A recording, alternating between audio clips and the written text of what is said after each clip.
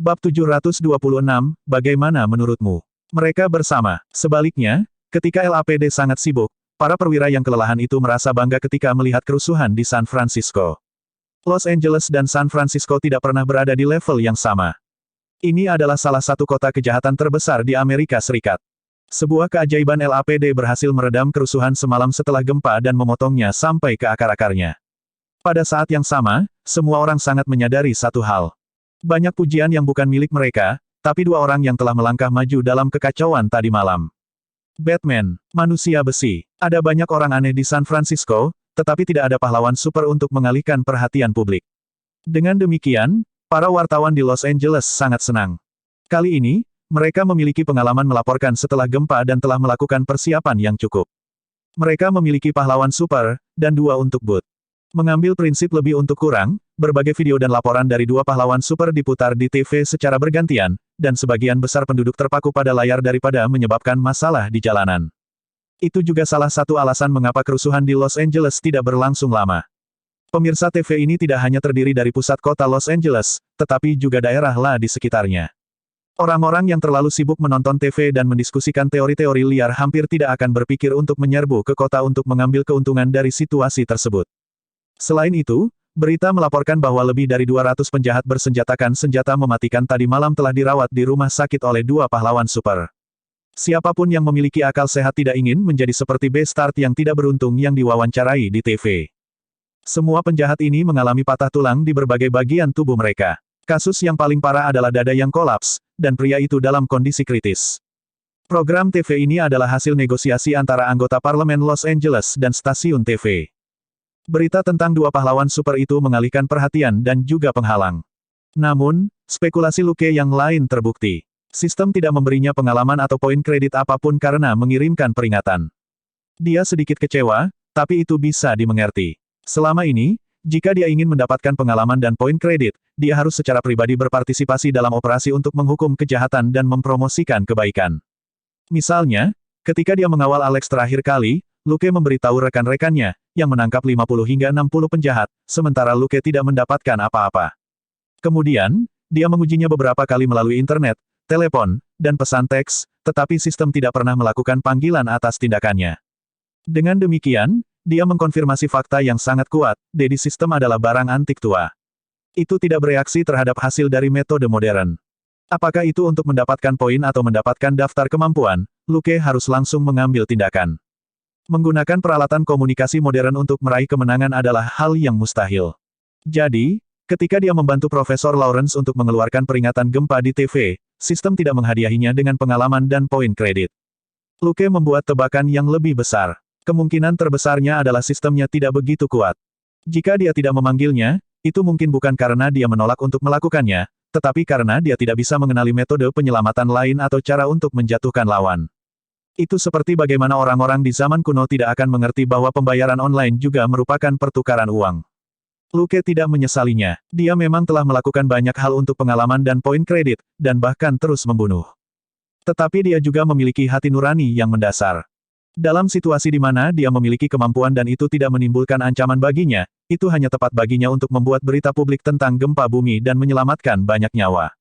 Tidak banyak orang yang meninggal di Los Angeles kali ini, sementara di San Francisco lebih banyak lagi.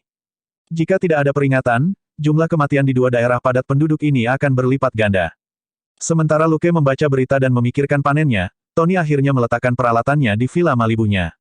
Jarvis, putar berita lokal untukku.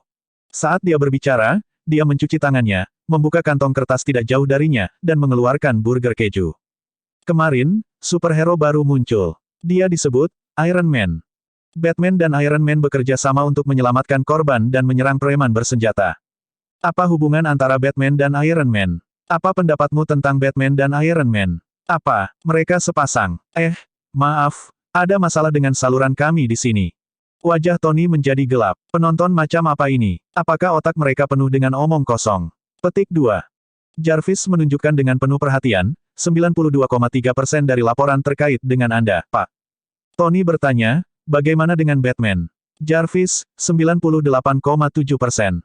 Mulut Tony berkedut. Lebih dari 90% laporan terkait dengan mereka, yang berarti bahwa sebagian besar laporan adalah tentang mereka bersama. Dia tidak menyesali apa yang dia lakukan tadi malam. Itu tidak seindah yang dia bayangkan, tapi juga tidak buruk. Melihat kegembiraan, kekaguman, dan rasa hormat di mata orang-orang biasa yang diselamatkan memberinya sedikit kepuasan. Sedikit. Apa yang dia benar-benar tidak senang adalah baju besinya. Jika baju besi itu sedikit lebih berkembang dan berfungsi, dia akan mampu mengalahkan Batman tadi malam. Baik, mungkin tidak. Tony menghela napas dalam. Dia bangga dan arogan, tapi bukan idiot. Ini juga pertama kalinya dia mengamati Batman dari dekat. Sejak pertama kali melihat Batman, Jarvis telah menggunakan semua kemampuannya untuk merekam segala sesuatu tentang Batman, bukan hanya video. Bagi Tony dan Jarvis, Batman akhirnya menjadi sosok 3D yang nyata. Apakah kamu sudah mengetahui identitas aslinya? Tanya Tony. Itulah yang benar-benar dia minati. Harus dikatakan bahwa itulah yang paling diminati oleh kebanyakan orang di dunia ini. Siapa itu Batman? Mengapa dia menyembunyikan segalanya dan muncul dengan cara yang begitu terkenal? Batsuit terutama digunakan untuk menyembunyikan fitur fisiknya. Pada saat yang sama, ia juga memiliki sistem pendukung internal tertentu yang membuat gerakannya sangat berbeda dari orang normal.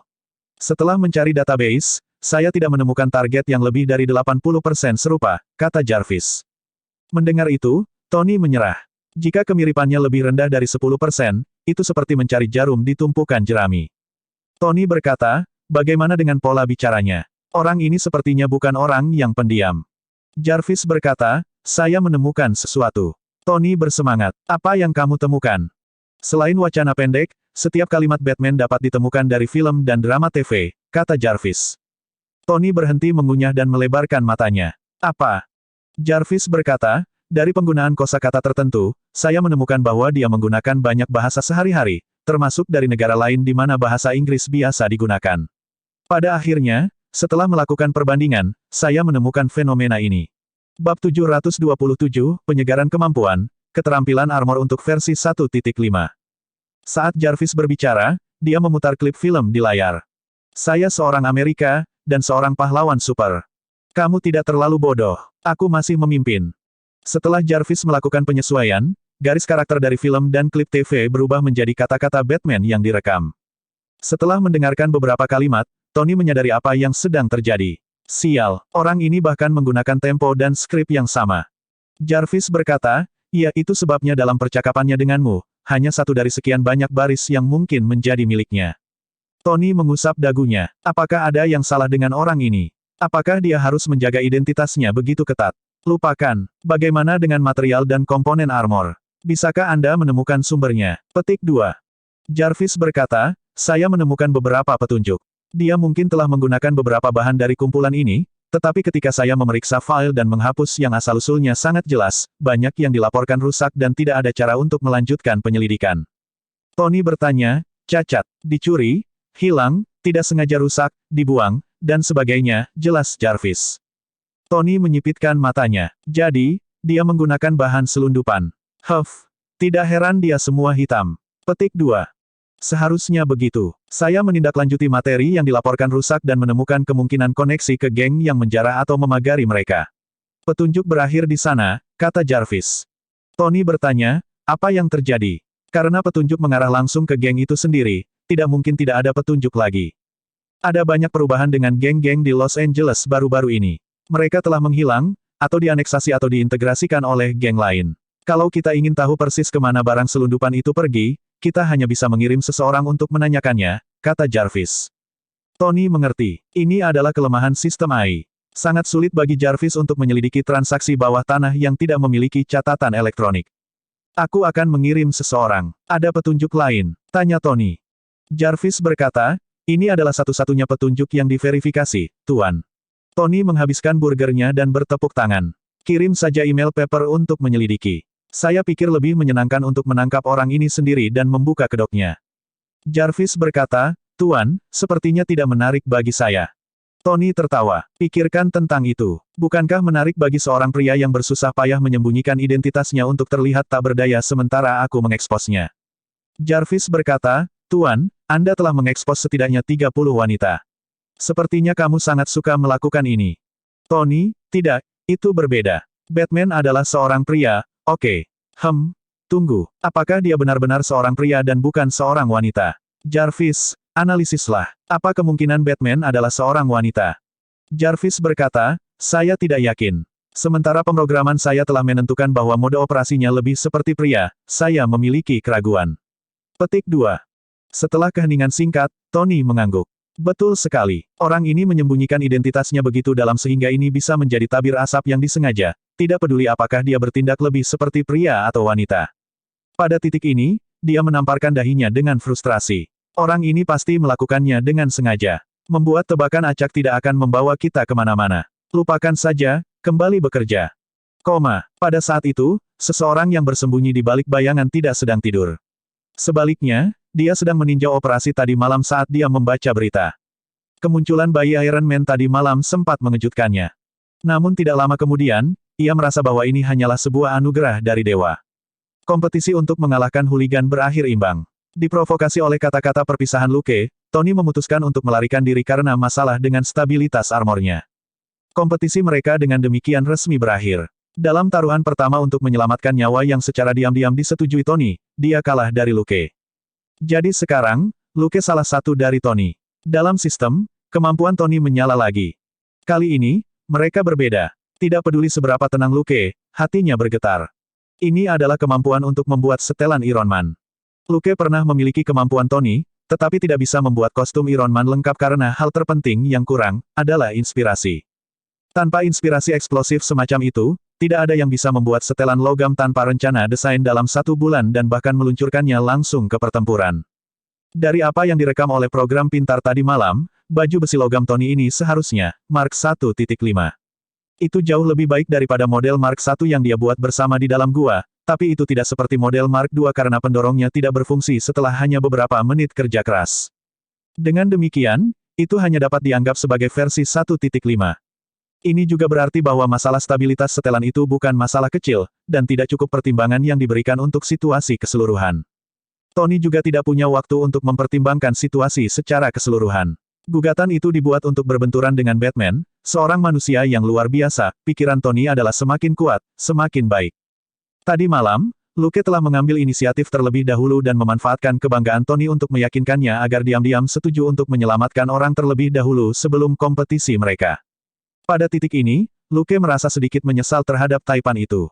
Tetapi dalam menghadapi pengalaman dan poin kredit, dia tidak punya waktu untuk menyia-nyiakan pria itu, dan mengambil tindakan tegas. Terlebih lagi, karena Tony sudah membuat setelan Mark 1.5, apakah dia masih akan mengalami titik balik kritis dalam hidupnya atau tidak adalah masalah lain. Lucas tidak terlalu peduli. Tony memiliki potensi untuk menjadi pahlawan. Dengan demikian, kesalahannya selalu menghancurkan bumi, dan dia akan meningkat lebih cepat di masa depan. Dia selalu menjadi seseorang yang berdiri di pusat perhatian. Tanpa penculikan ini, dia masih akan menghadapi cobaan lain.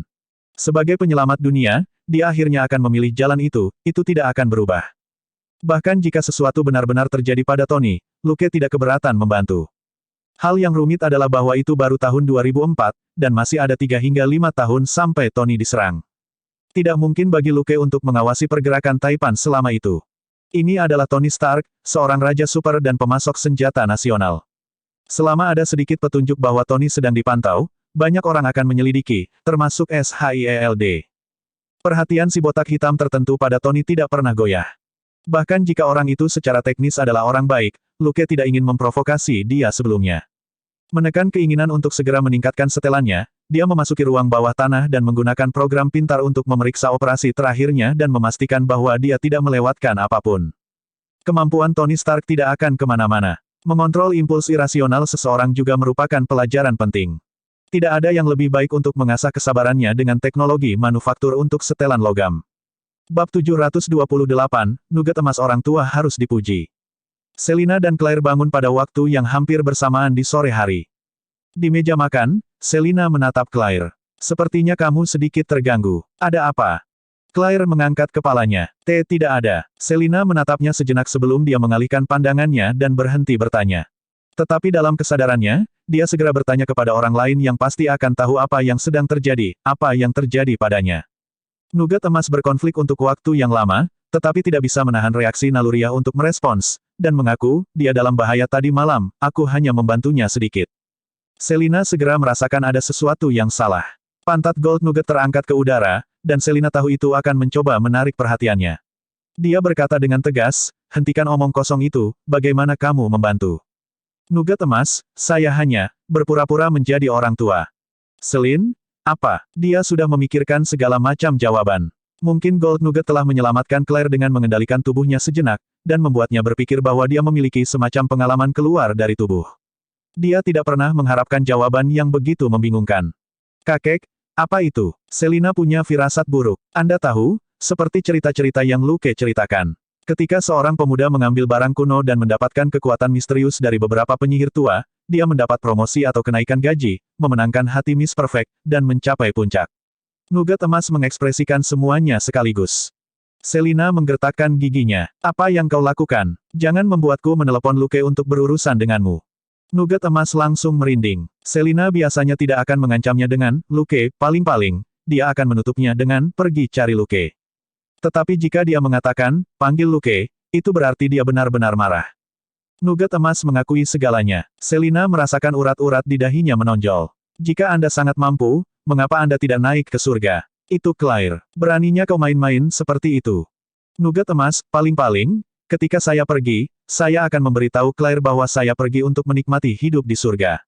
Selina kehilangan kata-kata, apakah kamu benar-benar ingin dikirim untuk melihat dewa? Sudah kubilang bahwa kau harus berhati-hati saat berhubungan dengan Claire. Luke paling sensitif dalam hal keluarga. Gold Nugget, tapi jika aku secara langsung mengendalikan tubuh Claire saat itu tanpa bertanya padanya, bukankah itu akan menjadi masalah besar?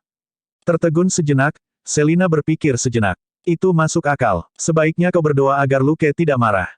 Kali ini, Nugget emas secara mengejutkan berani. Saya tidak takut. Dia adalah orang yang mengatakan bahwa melindungi saudara perempuannya adalah prioritas tertinggi, tidak membiarkan orang luar mencari tahu tentang saya adalah hal kedua dari itu. Apakah Claire orang luar? Selina tersedak. Dia adalah saudara perempuan Luke, bukan orang luar. Setelah memikirkannya, dia akhirnya sedikit santai. Baik, kamu pintar sekarang, aku tidak bisa mengendalikanmu. Nugget emas, apakah Anda memuji saya? Selina, aku akan memujimu setelah Luke memujimu. Aku bahkan bisa mentraktirmu kue hari ini. Anda dapat memilih apapun yang Anda inginkan. Nugget emas penuh percaya diri. Itu kesepakatan. Setelah sarapan, Claire pergi ke sekolah polisi. Setelah mobilnya pergi, Luke menatap Selina. Baiklah, katakan padaku apa masalahnya. Dia sudah lama memperhatikan ekspresi aneh di wajah keduanya, dan mereka sengaja menyeret kaki mereka. Nugget emas diperlukan untuk melindungi Selina dan Claire pada saat yang sama, tetapi juga diperlukan untuk menyediakan energi bagi tubuh lama dolar secara teratur. Dengan demikian, ia akan tinggal di tubuh dolar hampir sepanjang waktu ketika berada di rumah. Untuk mempermudah komunikasi, pembawa acara di Selina disebut Nugget emas nomor 1 dan pembawa acara di Claire adalah Nugget emas No. 2. Selina mengangkat tangannya ke Nugget emas nomor 1 untuk menunjukkan bahwa itu bisa berbicara, tetapi anjing itu memberinya tatapan penuh arti. Dia tahu bahwa kepala anjing itu masih takut pada Luke, jadi dia hanya bisa menghela nafas dan memberitahu Luke apa yang telah dilakukan Gold Nugget tadi malam. Luke berhenti dengan teh di tangannya ketika dia mendengar itu. Dia menatap kepala anjing itu. Apakah kamu belajar itu dari novel yang aku bicarakan?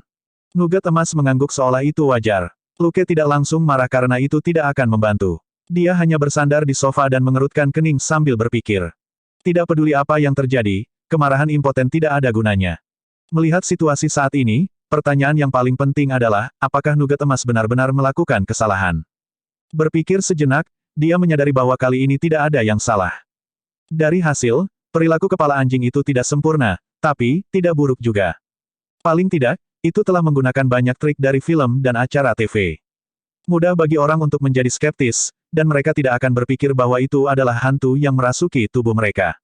Kedua, seperti yang dikatakan Gold Nugget. Ketika dia pergi, dia bisa memberitahu Claire sebelumnya, untuk mencegahnya mengambil risiko hanya karena dia pikir dia dilindungi. Ada dampak dari operasi ini, tetapi fakta bahwa Gold Nugget dapat mempertimbangkan konsekuensinya sejak awal sangat bagus. Bahkan jika triknya sedikit aneh, siapa yang bisa menebak bahwa itu adalah kepala anjing alien yang baru saja tiba di bumi yang memainkan trik berpandangan jauh seperti itu. Tidak ada gunanya mengutak-atik. Jika itu adalah hal lain, Luke akan mengambil kesempatan untuk mencaci maki kepala anjing ini, tetapi ketika datang untuk melindungi keluarganya, dia tidak ingin Gold Nugget berpikir itu telah membuat kesalahan.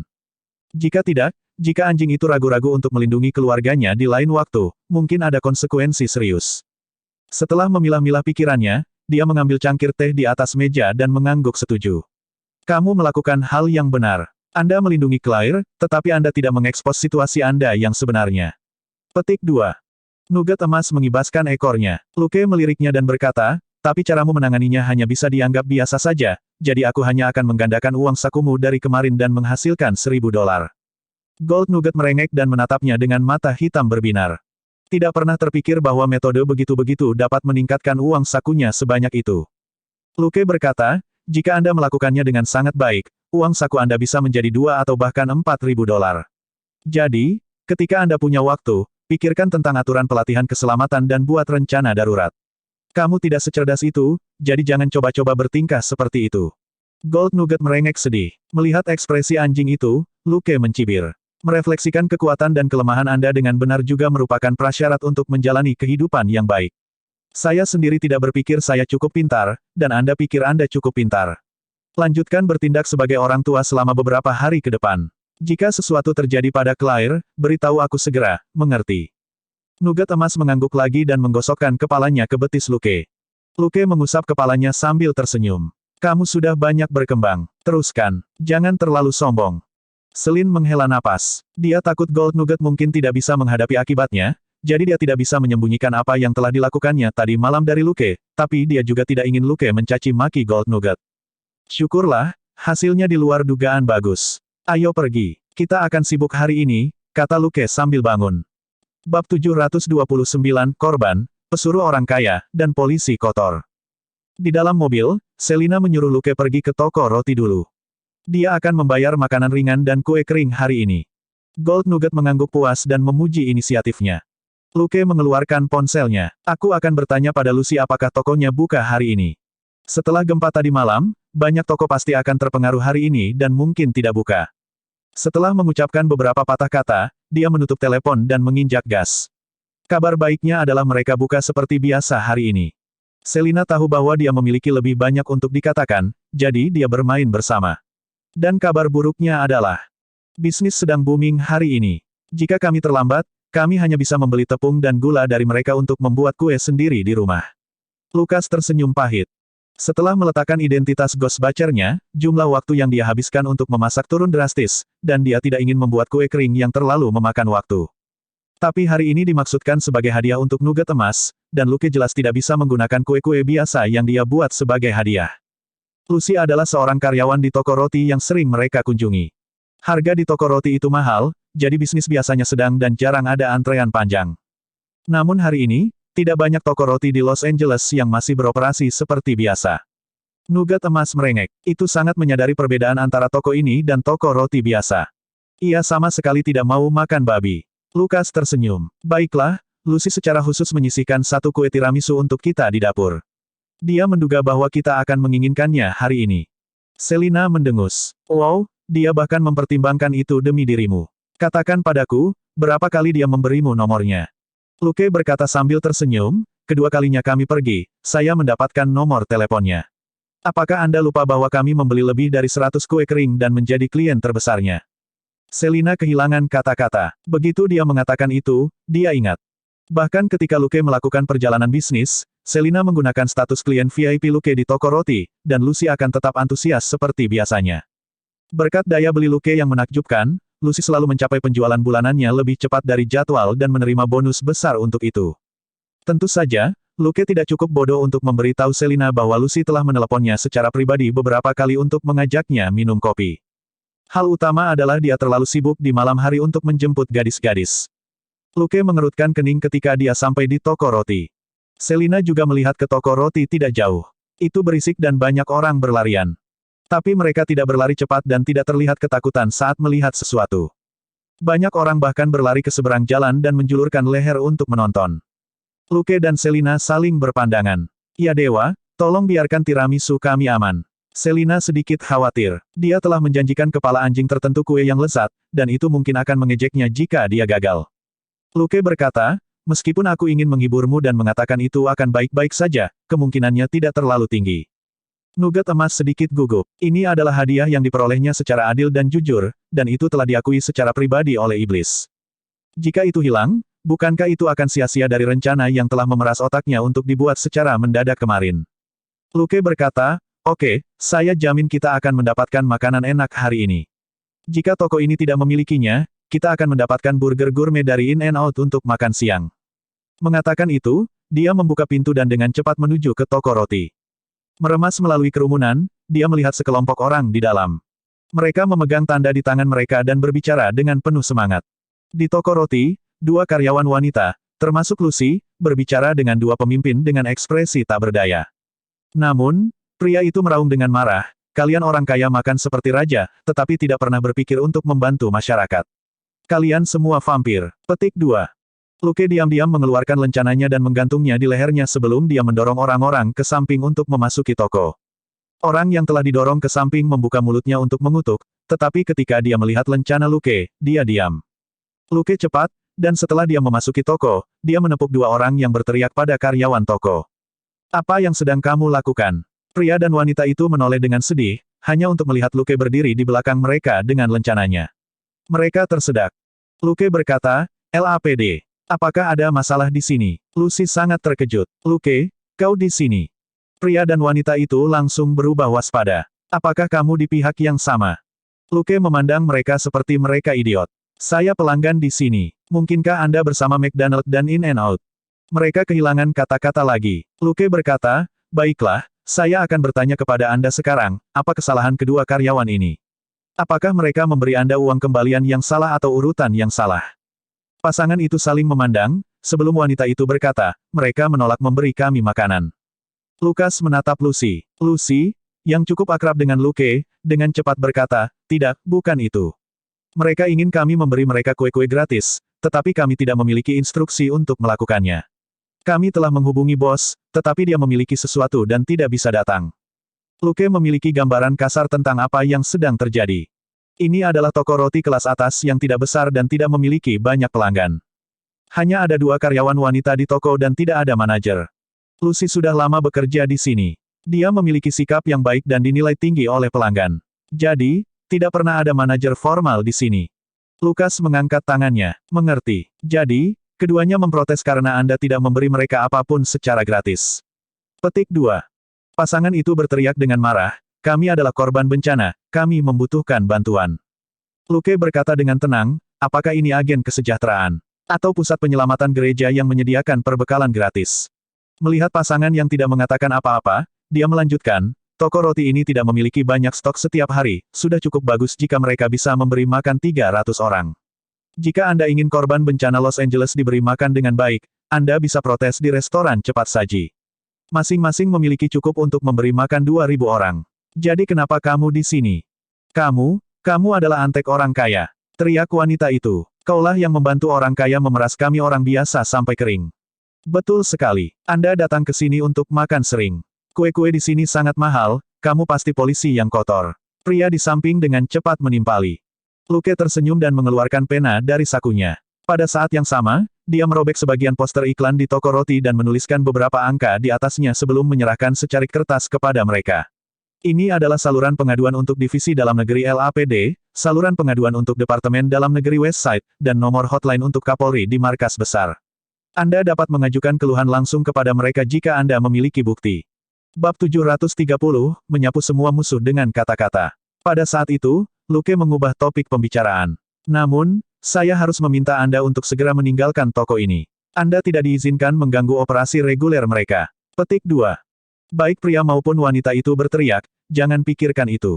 Benar saja, kamu di sini sebagai preman untuk orang kaya." Saat dia berbicara, pria itu meraih ke meja Luke. Luke tanpa tergesa-gesa mengangkat tangannya untuk memblokir, sebelum dia mendorong pria itu mundur 2 langkah. "Jika Anda melakukan hal lain, saya akan menuntut Anda karena menyerang seorang petugas polisi." "Wow, apa ini?" Dia menatap lantai dengan mengejek. Setelah dia mendorong pria itu pergi, gulungan uang tiba-tiba jatuh dari pakaian pria itu ke lantai. Para penonton juga melihat gulungan uang tunai dan berseru kaget. "Itu hampir $2.000, kan?" Luke tersenyum dan menatap mata pria itu. "Sekarang, katakan padaku, mengapa kamu memiliki begitu banyak uang? Karena saya curiga Anda mungkin ingin menggunakannya dalam transaksi obat-obatan terlarang." Petik 2. Semua orang menatap pria yang memimpin. Tidak ada yang mengira Luke menyalahgunakan kekuasaannya untuk balas dendam pribadi. Itu adalah uang kertas $100, dan hampir 20 di antaranya dalam satu gulungan, yang berarti hampir $2.000. Orang-orang yang dengan santai membawa uang tunai seperti ini kebanyakan adalah pengedar narkoba atau pengusaha. Wajah pria itu menegang, dan dia dengan cepat mengambil gulungan itu. Ini adalah tabungan bank saya yang baru saja saya ambil. Itu bukan urusanmu. Lukas tersenyum. Kalau begitu tunggu sebentar. Selina, yang telah menyelidiki pembuat onar, datang dan memberikan teleponnya. Memeriksa konten di layar, Luke bertanya, Tuan Larry Fulkerson, kan, catatan bank Anda menunjukkan bahwa Anda tidak melakukan penarikan besar-besaran bulan ini, dan bahkan Anda telah menganggur selama setengah tahun. Bolehkah saya bertanya, dari mana tabungan ini berasal?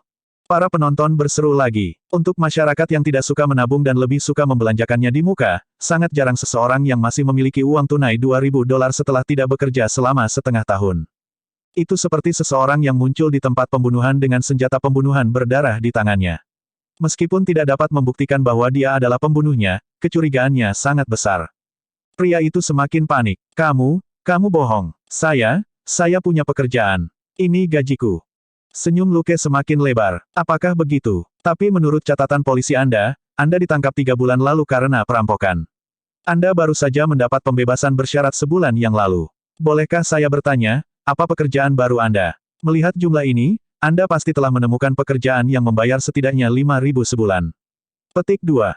Para penonton gempar. Bagaimana mungkin seseorang yang masih dalam masa pembebasan bersyarat setelah melakukan perampokan mendapatkan pekerjaan dengan gaji bulanan $5.000? Pria itu benar-benar dikalahkan oleh informasi itu. Wajahnya pucat dan matanya menjadi tidak fokus. Dia tidak berani menatap mata Luke saat dia berbalik dan pergi. Omong kosong. Aku tidak ingin berbicara denganmu. Luke tidak menghentikannya. Kecuali para pengunjuk rasa langsung menghancurkan toko, dia benar-benar tidak ingin repot dengan protes seperti ini. Jika itu toko roti lain, dia tidak akan repot. Tetapi ada terlalu banyak pembuat onar di sini, dan pusat penahanan polisi sama padatnya dengan kereta api di Tiongkok menjelang tahun baru Imlek. Menangkap beberapa lusin orang karena masalah sekecil itu hanya akan mempersulit petugas di pusat penahanan. Dia hanya menatap wanita itu. Nona Mary Johnson, apakah Anda ingin saya membacakan catatan polisi Anda? Ini memiliki banyak kata. Petik 2. Ada ketakutan di seluruh wajah wanita itu saat dia berbalik dan melarikan diri. Garis pandang Luke tidak melekat padanya. Sebaliknya, tatapannya menyapu para pemrotes lainnya. Kebanyakan dari mereka ketakutan dan segera meninggalkan toko. Faktanya, Selina hanya menyelidiki para pemimpin untuk saat ini, tetapi melihat pakaian dan perilaku mereka, Luke yakin tidak banyak yang memiliki catatan bersih. Sekelompok pencuri dan perampok yang berlari ke toko roti untuk menimbulkan masalah bukanlah hal yang benar.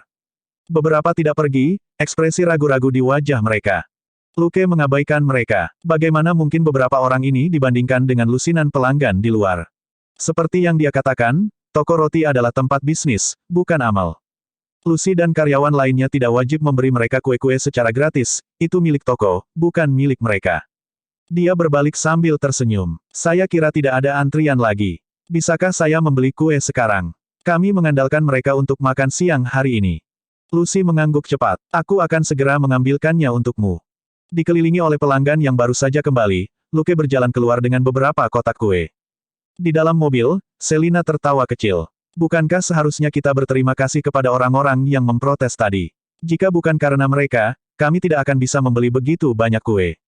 Lukas berkata, ya, terima kasih, karena membantu kami mengusir pelanggan dalam antrian dan menghemat waktu dan kue-kue kami. Petik 2. Selina sudah membuka sebuah kotak dan sedang memakan kue Napoleon. Dia memberi gold nugget porsi juga. Puas, dia berkata, untung kami bukan petugas patroli. Kalau tidak, kita harus berurusan dengan semua omong kosong ini selama 2 hari ke depan. Petik 2. Luke bersenandung setuju. Sebagai polisi, pekerjaan yang membosankan selalu menyita sebagian besar pekerjaan mereka, terutama bagi petugas patroli. Sebagian besar waktu, petugas patroli reguler menghabiskan waktu dengan bertengkar dan membuang-buang ludah, dan tidak menggunakan senjata mereka untuk memecahkan masalah. Untungnya, Luke dan Selina berada di divisi kejahatan besar, jadi mereka tidak perlu khawatir tentang hal-hal ini sepanjang waktu. Ketika mereka sampai di kantor polisi, Luke mengetuk pintu. Bos, jangan bilang kamu belum makan siang. Elsa mengucapkan beberapa patah kata lagi, lalu meletakkan telepon dan bersandar di kursinya. Saya pikir itu akan membawa saya kurang dari 2 tahun untuk menjadi supervisor. Dustin membuang seluruh beban pekerjaan admin pada saya dalam 2 hari terakhir. Apa kau tahu betapa menyebalkannya itu? Luke menunggu Selina masuk sebelum dia menutup pintu sambil tersenyum. Wah, jangan katakan itu. Pada tingkat ini, Anda akan dipromosikan menjadi kapten sebelum Anda berusia 40 tahun. Apa yang buruk tentang itu? Petik 2. Elsa membuka kotak yang diletakkannya dan mengeluarkan sepotong tiramisu. Dia mendesah puas. Ini masih yang terbaik. Tetapi jika saya makan ini di kantor saya setiap hari, saya pasti akan menjadi gemuk seberat 200 pon sebelum saya berusia 40 tahun. Luke berkata, kalau begitu, daftarlah untuk program kebugaran. Bukankah kamu selalu pergi ke pelatihan tempur dan kelas yoga itu? Elsa berkata, kelas pertarungan dihentikan sejak gempa terakhir, dan kelas yoga mungkin akan berhenti untuk saat ini juga. Luke kehilangan kata-kata. Elsa berkata, kasus-kasus telah menumpuk baru-baru ini, tetapi selain dari yang telah saya alokasikan, jangan menghabiskan terlalu banyak waktu untuk itu. Lukas berkata, mengerti. Ayo pergi. Pada saat itu, teleponnya berdering. Ketika dia mengeluarkan teleponnya, dia melihat ke kantor Dustin karena panggilan itu dari Dustin. Bab 731, mengkonfirmasi musuh yang terlihat. Namun, kantor Dustin kosong.